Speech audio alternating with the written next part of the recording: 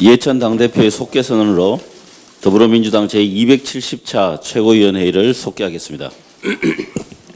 제270차 최고위원회를 속개하겠습니다. 이해찬 당대표의 발언이 있겠습니다. 오늘은 제헌절 72주년 기념일입니다. 4년 전 촛불혁명의 으뜸 구호가 대한민국 헌법 제1조 대한민국은 민주공화국이며 대한민국의 주권은 국민에게 있다였던 것에서 보듯이 대한민국의 헌법 정신은 국민 속에 굳건히 뿌리를 내렸습니다. 민주당은 헌법 정신을 수호해온 정당으로서 앞으로도 헌법을 충실히 준수하고 시대에 맞게 발전시키기 위해 최선을 다하겠습니다. 어제 21대 국회가 드디어 정식 개원하였습니다. 만시지탄이 남아 국회가 정상화되고 제대로 일할 수 있게 되어서 다행이라고 생각합니다. 민주당은 21대 국회를 일하는 국회, 성과를 내는 국회로 만들기 위해서 노력을 해왔습니다. 저는 여기에 덧붙여 21대 국회는 법을 지키는 국회가 되어야 한다고 말씀드리겠습니다. 국회 구성부터 국회법을 제대로 지키지 못했고 지금도 7월 15일 출범을 규정한 공수처법을 어기고 있는 상태입니다. 협치와 각종 관행은 국회 운영의 중요한 가치이지만 그것이 국회가 직접 만든 법 위에 있을 수는 없습니다. 국회가 법을 어기면서 국민에게 법을 지키라 말할 수는 없습니다. 민주당은 헌법과 법률을 준수하는 국회를 목표로 국회 운영에 임할 것입니다. 불법적이고 탈법적인 발목 잡기에 단호하게 대응하고 헌법과 법률이 정한 시한을 지키는 데 최선을 다하겠습니다. 아울러 늦게 출발한 국회인 만큼 속도를 내서 일을 해야 합니다. 긴급한 부동산 세제 개편과 임대차 3법을 7월 국회에 반드시 처리할 수 있도록 최선을 다하겠습니다. 아울러 코로나 국난 극복과 미래 전환을 위한 한국판 뉴딜 관련 법안들과 시급한 민생경제 입법도 속도를 내도록 하겠습니다. 어제 우리 당의 이재명 경기도지사의 공직선거법 관련 사건에 대해 대법원이 무죄 취지 파기환송 결정을 내렸습니다. 대법원의 이번 결정은 선거에서 가장 중요한 표현의 자유를 크게 신장시킨 역사적 의미가 있습니다. 이번 결정을 크게 환영하며 대법원의 결단에 경의를 표합니다. 특히 선거법이 과도하게 선거를 규제하여 각종 선거 활동이 과도하게 수사기관의 대상이 되는 것은 바람직하지 않다는 대법원의 판단에 주목할 필요가 있습니다. 선거가 끝나면 각종 소송과 재판이 범람하는 현실은 결코 정상적이지 않다는 점에서 이 결정을 환영합니다. 국회가 나서서 이를 해결해야 하며 특히 학계의 적극적인 역할도 기대를 하겠습니다. 이재명 지사님은 지금까지도 잘 해오셨지만 앞으로 경기도정에 더욱 전념하여 이사의 목표인 새로운 경기, 공정한 세상을 위해 노력해 주기를 바랍니다. 아울러 그동안 스스로 유보했던 당원권을 즉각 회복한 바 앞으로 핵심 당원이자 원팀으로서 문재인 정부와 민주당의 성공을 위해서 최선을 다해 주시길 다시 한번 부탁드리겠습니다. 이상입니다. 김태년 원내대표의 발언이 있겠습니다. 72주년 제헌절을 맞이해서 헌법의 의미와 제헌 의원들의 그 당시의 마음을 되새겨 봅니다. 우리 대한민국 헌법을 보면 3장이 입법부, 국회가 있고 제4장이 행정부로 그렇게 구성이 되어 있습니다. 국회가 행정부보다 앞순서에 있습니다. 너무 당연한 거긴 하지만 국회에 부여된 책임이 훨씬 더 크고 무겁다. 그런 의미라고 생각을 합니다. 국민의 대표로 구성된 국회가 입법권을 갖고 행정부는 입법 결과에 기반해서 일을 해야 하기 때문입니다.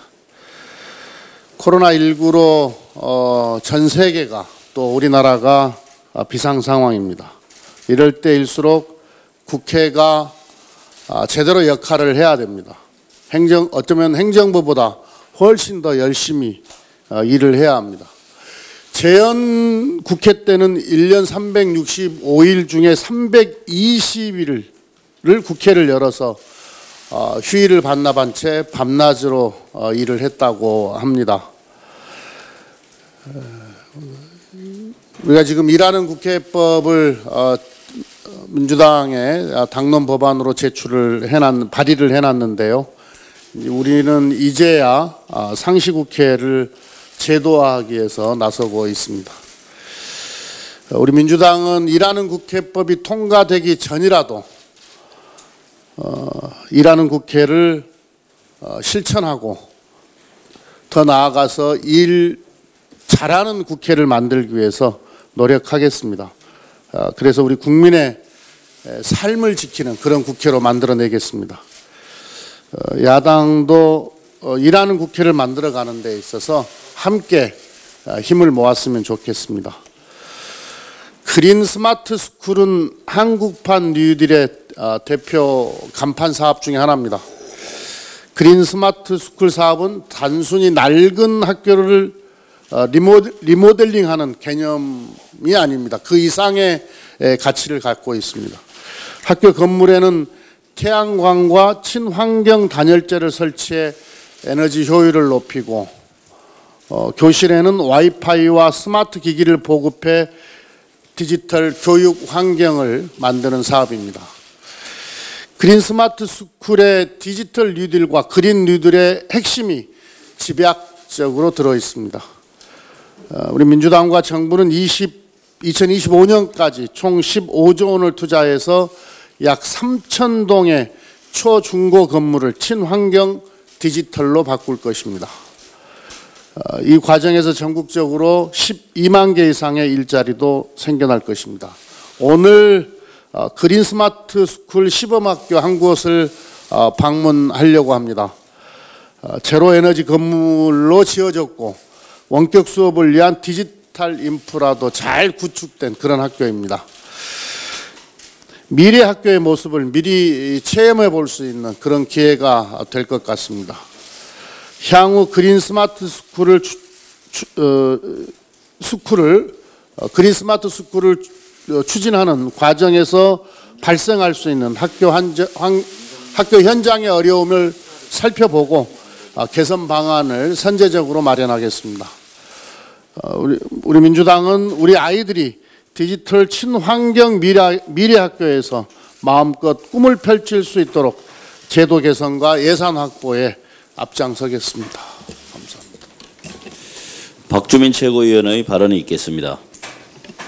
예, 대표님도 말씀하셨지만 어제 이재명 경기도지사에 대한 대법원 판결 존중하고 환영하는 바입니다.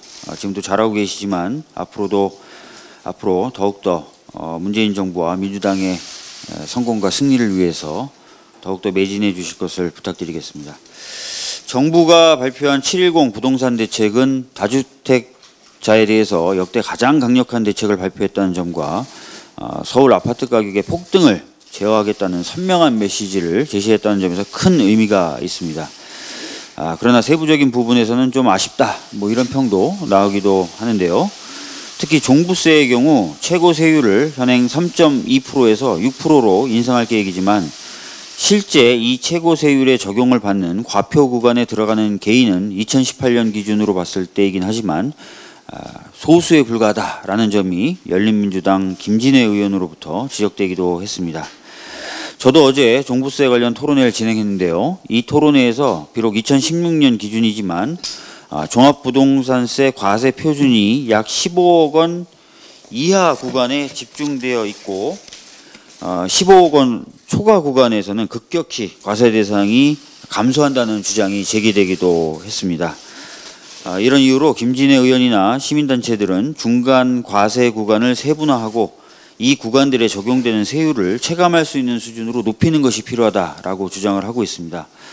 이후에 입법 과정이 있을 텐데요. 이 과정에서는 이러한 주장들도 함께 검토돼서 7.10 부동산 대책의 실효성을 높여나갈 수 있었으면 합니다. 5.18 공법단체 설립에 관한 법률안이 이용빈 의원의 대표 발의로 발의되었습니다. 2002년에 5.18 민주유공자 예우에 관한 법률이 제정 시행됐지만 현행 법률은 관련 단체를 공법단체로 규정하지 않아서 지위와 예우를 충분히 받지 못하고 있습니다. 이런 상황을 개선하기 위한 법이기 때문에 매우 그 취지에 공감하고요. 저 역시도 법사위에서 잘 통과될 수 있도록 열심히 노력하겠다는 말씀드리겠습니다. 이상입니다. 박광원 최고위원의 발언이 있겠습니다. 72주년입니다. 70여 년 전 재헌 국회의원들은 1919년에 건립된 대한민국 임시정부에 대한민국의 법통이 있음을 천명하고 오로지 국민을 위해 헌신한다는 열망으로 국회를 열었습니다. 그런데 지금 국회는 문을 여는 것 자체가 뉴스가 되고 국회 스스로 만든 국회법을 어기고 일하는 국회법을 제1야당이 거부하고 공수처 법은 시행됐는데 발효됐는데 공수처는 없는 그런 상황까지 연출되고 있습니다. 일하는 국회를 제도화하고 실천하는 것, 이것이 재헌 국회를 만든 우리 선배들에게 부끄럽지 않은 일이 될 것입니다. 1919년 대한민국 임시헌장과 1948년 재헌헌법을 관통한 것은 국민인 주인인 나라와 모두가 고르게 잘 사는 나라입니다. 재헌헌법 18조에 담긴 이 균점권과 제84조의 모든 국민을 위한 분배를 통한 사회 정의 조항은 포스트 코로나 시대에 반드시 우리가 배워야 할 정신이고 걸어야 할 길입니다. 재헌헌법의 정신을 되새기는 책임 정치가 절실합니다. 미래통합당은 공수처 설치에 적극적으로 협력하고 또 부동산 대책 입법에 적극적으로 협력해야 할 것입니다. 그렇지 않으면 무주택자와 세입자와 같은 평범한 국민들이 가장 큰 피해를 보게 되고 힘없는 국민들이 가장 어려움을 겪게 된다는 것 다시 한번 꼭 깊이 생각해 주시길 바랍니다. 이상입니다. 서른 최고위원의 발언이 있겠습니다. 김혜영 최고위원의 발언이 있겠습니다. 이재명 지사에 대한 대법원 판결을 환영하고 존중합니다. 고 박원순 시장에 대한 고소건과 관련하여 피해 호소인이라는 표현을 두고 논란이 있습니다. 저도 사건 초기 피해 호소인이라는 표현을 사용한 바 있습니다. 하지만 이제는 고소장이 접수되었다는 사실만 알려진 상황과는 달리 피해자 측에서 피해 여성 지원 단체와 법률 대리인을 통해 고소 사실의 일부를 구체적으로 밝히고 있습니다. 지금부터는 피해 호소인이 아닌 피해자라는 표현을 사용하는 것이 적절하다고 생각됩니다. 이번 사건과 관련한 우리 당의 일련의 대처 과정에서 피해자 보호에 부족한 점이 있었습니다. 책임 있는 공당으로서 또 약자를 보호하는 것을 주요 가치로 삼는 정당으로서 고인에 대한 추모와 피해자 보호라는 두 지점에서 일의 경중을 제대로 살피지 못했습니다. 피해자분께 깊은 사과의 말씀을 드리고 당에서는 향후 진상규명을 포함해 피해자 보호를 위한 모든 노력을 다 해야 할 것입니다. 미래통합당에서도 피해자에게 2차 가해를 발생시킬 수 있는 자극적이고 부적절한 표현을 삼가해야 할 것이고 이번 사건을 정쟁의 대상으로 삼아서는 안 될 것입니다. 이상입니다. 이영석 최고위원의 발언이 있겠습니다. 네, 오늘은 72주년 재헌절입니다. 어제 재헌절 하루 앞둔 21대 국회가 87년 이래 개헌 이래 가장 늦은 개원식을 열었습니다. 늦었지만 여야 합의로 국회가 가동될 수 있어 다행으로 생각합니다. 7월 국회는 민생을 가장 우선해야 합니다. 지금은 코로나로 인한 경제위기와 고용난, 민생고 심화에 대처하는 것도 버거운 상황이기 때문입니다. 정부는 사회 전 분야에 걸친 국민의 고단함을 해소하기 위한 추경과 국가 재건을 위한 한국판 뉴딜 정책을 추진하고 있습니다. 여기에 21대 국회도 역량을 하나로 모아 해결 방안을 모색해야 합니다. 문재인 대통령께서 어제 개원연설에서 협력, 협치, 협조를 거듭 강조하신 것도 코로나19 국가위기 극복 등 주요 현안 추진을 위해서는 국회의 초당적 협력과 협치가 절실히 요구되기 때문입니다. 72주년 재헌절을 맞이하여 21대 국회가 정정의 국회가 아닌 협치와 협력의 국회가 되기를 기대합니다. 이상입니다.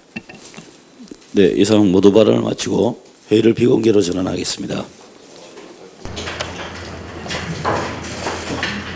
언론인 여러분의 분들을 부탁드립니다.